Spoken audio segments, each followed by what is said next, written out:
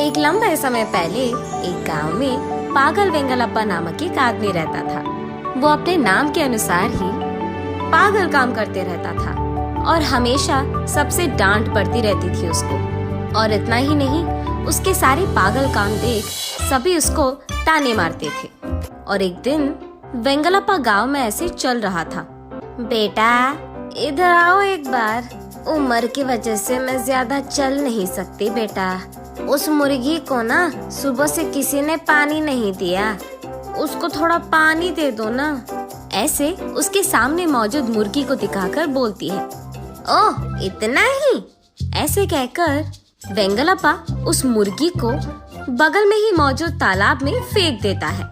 ये देख वहाँ मौजूद बूढ़ी औरत चिल्लाती है, अरे रे ये क्या कर रहे हो? मुर्गी को तालाब में फेंक दोगे तो मर जाएगा बेटा, उसको बाहर तो निकालो पागल। ऐसे कहती है। अब अगर पानी पीना है तो पानी के पास ही जाना होगा ना, ऐसे कहता है। अरे ऐसे नहीं होता बेटा, इसीलिए तुझे पागल कहते हैं, पागल वेंगलप्पा। पहले उस मुर्गी को तालाब से बाहर निकालो, ऐसे कहती है। वेंगलप्पा उस मुर्गी को तालाब से बाहर निकालकर वहाँ रास्ते में छोड़कर, अरे बुढ़िया मेरे को ना समझ कह रही है, देखना एक न एक दिन ये सारा गांव मेरी समझदारी की तारीफ करेगा, ऐसे कहता है। तेरे कारण ये गांव कहीं कब्रिस्तान न बन जाए, जाओ निकलो यहाँ से पागल, ऐसे कहती है बुढ़िया। तब वेंगलप्पा अपने मन में इस बुढ़िया को कोसते हुए वहाँ से चले जाता है। जाते जाते रास्ते में आम के लिए पत्थर फेंकते हुए बच्चों को देख रुककर उन बच्चों के पास जाकर, ऐसे पत्थर क्यों फेंक रहे हो, ऐसे पूछता है। और वो, हमें आम चाहिए, ऐसे कहते हैं।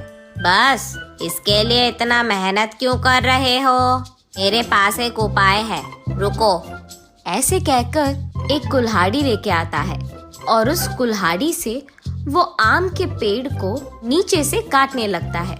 इतने में उस पेड़ का मालिक गुस्से में वहाँ आकर, अरे पागल वेंगलप्पा, उस हरे भरे पेड़ को क्यों काट रहे हो, ऐसे कहता है गुस्से में। उसका गुस्सा देख वेंगलप्पा डर के मारे, वो ये बच्चे उस पेड़ के आम के लिए पत्थर फेंक रहे थे, लेकिन एक भी आम नहीं मिला उनको। मुझे उनकी मदद करनी थी, इसीलिए मैंने सोचा कि पेड़ को गिराऊंगा तो सारे आम मिल जाएंगे।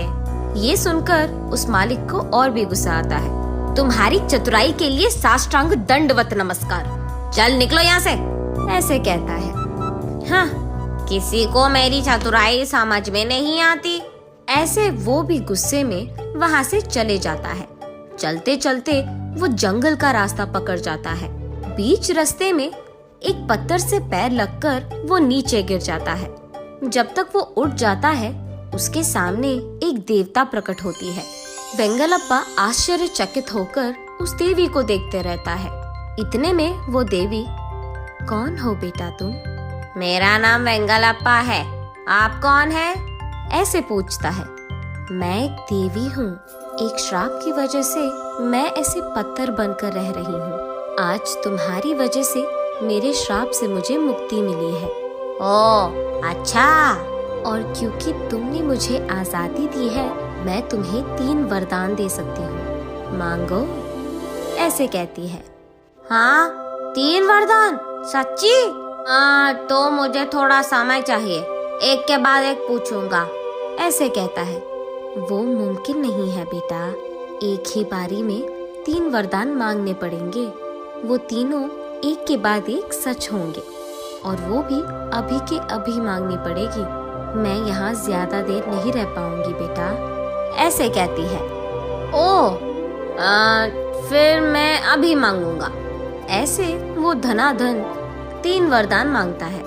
मुझे एक बड़ा बैग का सोना चाहिए, उसके बाद मैं एक बड़ा बंगला में रहना चाहूँगा, उसके बाद मेरे गांव के सारे लोगों को मेरी बहुत तारीफ करनी होगी, ऐसे पूछता है।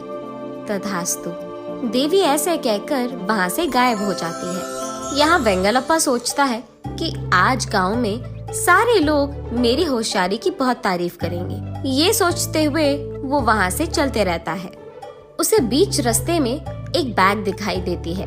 वेंगलप्पा बहुत पाने की खुशी में उसके मांगे वरदानों के बारे में भूल जाता है। उस बैग को लेकर बगल में रखकर, लोगों को तो दिमाग नहीं है, सब कुछ बीच रास्ते में पैरों के सामने ही लगाते हैं, ऐसे सोचते हुए वो आगे चले जाता है। कुछ देर बाद उसे सोने के बैग के बारे में याद आता है। अरे रे, वो शायद सोने का बैग था। ऐसे सोचकर पीछे मुड़कर वो बैग लाने की कोशिश करता है, लेकिन उतने में ही अचानक वो एक बड़े बंगला में बड़ी सी सिंहासन पे राजा की तरफ बैठे हुए रहता है।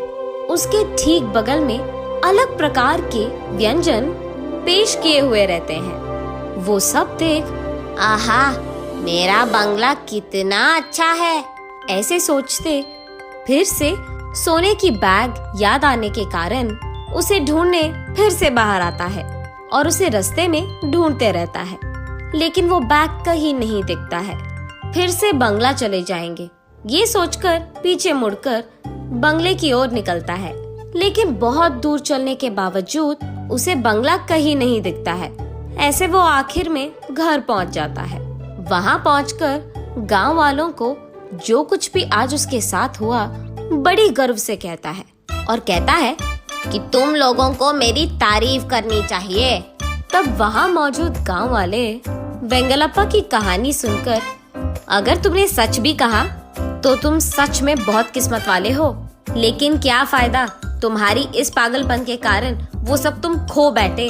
तुमने उन तीनों वरदानों को बेकार में खर्च कर दिया, और तो और तुम पागल हो, इस बात को तुमने फिर से साबित कर दिया, ऐसे कहते हैं। फिर भी वेंगलप्पा, हाँ, इस गांव में कोई भी मेरे होशियारी का तारीफ नहीं करता है, इनको तो मैं कभी समझ में नहीं आऊंगा, ऐसे कहते हुए वहां से चले जाता है। नैतिक आत्म मूल्यांकन अगर हमने नहीं किया तो हम मूर्ख ही रह जाएंगे।